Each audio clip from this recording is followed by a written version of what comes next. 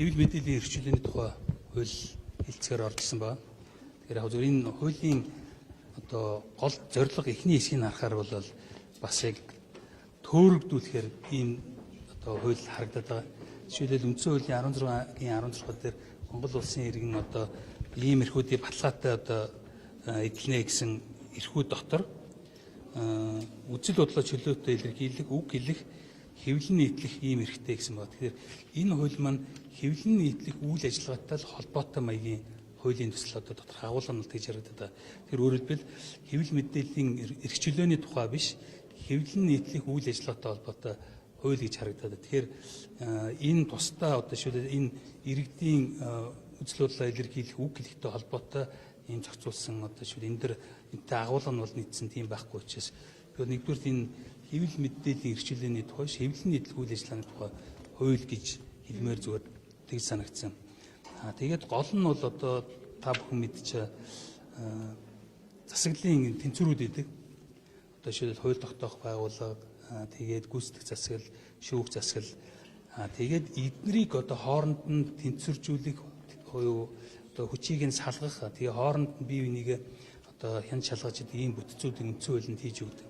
Тэгэхээр өнгөрсөн одоо хугацаанд үндсэн хуулинд оруулсан өөрчлөлтүүдийг харахаар энэ зарчмаа бид нэр айжмаар алдсаар байгаад гүйцэтгэх засаглалтаа их эрх мэдлээ, улс төрийн намуудад илүү эрх мэдлүүдийг өгсөн иймэрхүү дүр зургууд харагдаад байна. Өөрөөр хэлбэл өнөөдөр одоо жишээлбэл та зүгээр санаж байгаа бол анх хэлж бол энэ давхар дээл гэдэг асуудал байдаггүй байсан. Улсын хурлын гишүүн зөвхөн улсын хурлын гишүүнэд хийдэг, засгийн газар нь жишээл хариуцсан мэрэгжлийн хүмүүсүүдэд сайдуудад тавьдаг, үйл ажиллагаа явуулдаг. Одоо давхар дээлтэй гэсэн мөртлөө ажиллаж хийж чадахгүй одоо дахиад өөр сайд хэрэгтэй, өөр зэрэгцүүлээд хороодууд хэрэгтэй иймэрхүү байдалтай болоод ингэж явж байна. Тэгээд одоо жишээл ер нь асар олон гэдэг зүйлийн өөрчлөлтүүд маань гүйцэтгэх засаглал асар их эрх мэдлийг олгоцсон байна. Тэгэхээр энэ нь өөрөө айжмаар хууль тогтоох байгууллагынхаа эрх мэдлийг ингээд хумаад байна.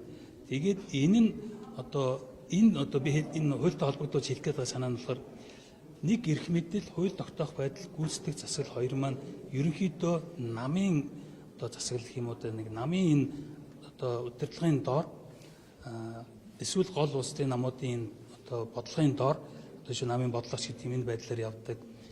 Ийм юм руу шилжсэн үед бол энэ хэвлэл мэдээллийн байгууллага бол яг энэ үүргээ гүйцэтгэх зайлшгүй гэдэг шаардлага байна. Тэгэхгүй бол буцаад дээр нь одоо бодит байдал нь энэ үг хэлэхэд хэвлэл мэдээллийг засгийн газар дахиад ер нь бол худалдаад авцсан гэж хэлж болохоор гол санхүүжилтүүдийг одоо хэвлэл мэдээллийн салбарт бол арилжааны одоо бизнесийн юмнууд бол ихэвчлэн одоо сошиал руу явж ийм хандлагууд байна. Инфлюенсерүүд гэдэг юм ингэж явдаг, бараа бүтээгдэхүүн үйлчлэхэд яг энэ уламжлалт хэвлэл мэдээлэлтэй холбоотой салбар дээр бол ер нь одоо тэжээж байгаа гол юм бол улс төр засаг өөрөө болчиход байна. Тэгэхээр энийг бие даасан одоо жишээлбэл яг энэ үйл ажиллагаа яаж явуулах вэ гэдэг бол маш чухал асуудал болж байна. Гэхдээ яг бодит байдал дээр болохоор хэвлэл мэдээллийн салбаруудыг хараад үзээд яг миний одоо авч байгаа мэдээлэлээр бол ашигтай ажилтдаг хэвлэл мэдээллийн салбар гэж ер нь тун хэцүү. Өмчтөлийн хувьд та бүхэн хараад уламжлалт медиануудаар телевизээр сонингууд бүгдээрээ цаана нэг том бизнес, өөрөөр хэлбэл өөр бизнесээс үйл ажиллагаа ашиг орлого олоод санхүүжилдэг эсвэл улс төрчдийн одоо санхүүжилттэй, улс төрийн эзэнтэй тэгээд бусад үйл ажиллагааны санхүүжилт иймэрхүү төр зэрэг байна. Өөрөөр хэлбэл энэ салбар маань эдийн засгийн хувьд бол оршин тогтнох болцоо нэлээд хязгаарлагдмал юм байна. Тэгэхээр энэ дээр бол нэлээд яаж байх вэ, би даасан байлаа анхгүй гэдэг дээр санхүүгийн асуудал чухал болчихдог. Ялангуяа сүүлийн жилүүдэд болохоор яг нэг одоо нам илүү засаглаж байгаа энэ үеүүдэд хэвлэл мэдээлэлтэй ингээд харьцаад ирэхээр зарим нь одоо хаалтын гэрээч гэж хийж ин төрийн байгууллагуудаас гадна төрийн өмчт компаниудаар дамжуулж гэрээнүүдийг хийдэг. Тэгээд энэ харилцаа нь өөрөөр хэлбэл эрх баригч нарыг засгийн газрыг юу хүснэ яриулахгүй байх энэ болцоо боломжуудыг одоо жишээлбэл ингээд мөнгөөрөө ингээд хангачиж байгаа учраас энийг хангах хэрэгтэй гэж бодсон. Тэгээд би бас яг энэ мэдээллийг одоо асууж байгаа яг төрийн байгууллага болон төрийн болон орон нутгийн өмчт компаниудаас энэ хэвлэл мэдээллүүд хэдэн төгрөгийн зарцуулалт одоо зарж байгаа вэ? Энэ салбар нь өөрөө хэдийн хэмжээний том зах зээл вэ гэдэг тоонуудыг асуугаад хариулт авч чадаагүй. Өөрөөр хэлбэл энэ маш чухал, хамгийн чухал асуултаа сая энэ оруулж ирсэн хуулийн төсөл дээр ч юм уу засгийн газар хариулж чадахгүй байлээ л дээ. Тэгэхээр би энэ асуултаа бас өргөжлүүлж асууна гэж бодож байна. Үнэхээр одоо шүүлэл төр засаг засгийн газар улс төрийн хүчин ингээд гол санхүүжилтийг өгдөг болсон юм бол энэ хууль бол дахиад өөр зарчмын хувьд л өөрчлөхгүй бол би даасан байдал энэ чөлөөт байдлаа бол хангах чадахгүй. Өөрөөр хэлбэл иргэдийг одоо тэр мэдэх эрхийг нь одоо хангах болцоогүй болгож байгаа. Тэгэхээр улам л одоо тэр нөгөө үндсэн хуулийн дээр заасан засаглалын хуваах, засаглалын тэнцвэртэй байх зарчмууд алдагдаад засгийн газар парламентаа өөртөө бараг агуулсан болж байна. Дээр нь хэвлэл мэдээллийг агуулсан. Тэгэхээр энэ засгийн газар чи өөрөө хэм бэ гэхээр улс төрийн нам байгаа. Тэгэхээр улс төрийн нам нь өөрөө одоо бүтэц зохион байгуулалтын хувьд ялангуяа эрх хурц намуудын хувьд бол яг энэ төвшөндөө төлөвшөж чадаагүй учраас цөөн хэдэн хүний засаглалд өөрөлдвөл улс төрийн одоо байгууллагын цөөн хэдэн одоо хуучин тойрон хүрээлэгч гэж байсан шүү дээ. Тэр хүмүүсүүдийн л асуудлуудаар бүх асуудлууд ингэж явж шийдэгддэг.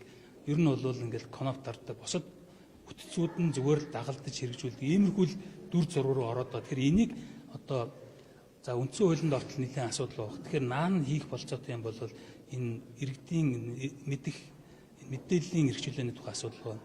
Одоо зөвхөн өөр тохиолдсон жишээнүүдээс харахад таалагдсан одоо жишээ энэ бүтцийн өөртөө таалагдаагүй улс төрч ч юм уу өөр одоо дуу хоолойнуудыг дэвчиж чадхаа байлдаг.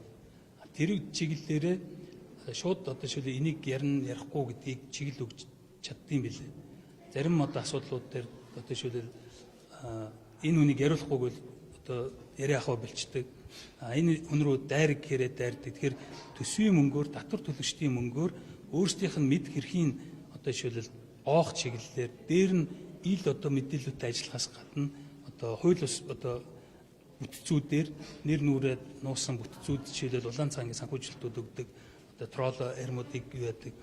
Тэгэхээр энэ мэдих эрхийг арай жоохон өөр ингээд дуу хоолой гарах гэхээр эсэргүүцдэг, идүүцдэг ийм байдал бол одоо ингээд хүч ингээд төвлөрөөд байгаа учраас дээр нь хэвлэл мэдээлэл маань ингээд хүч нэмээд байгаа учраас энэ бол маш аюултай ингээд төвшөнд очиж байгаа. Тэгэхээр энийг бол одоо энэ ядаж энэ хэвлэл мэдээллийн салбараас эхлүүл бас зүгээр гэж санагдаж байна. Тэгэхээр энэ тоонуудыг нь өргөжлүүлж асууна гэж бодож байна. Гэтэ энийг өшөө сайжруулах талаас нь явах хэрэгтэй гэж бодож байна.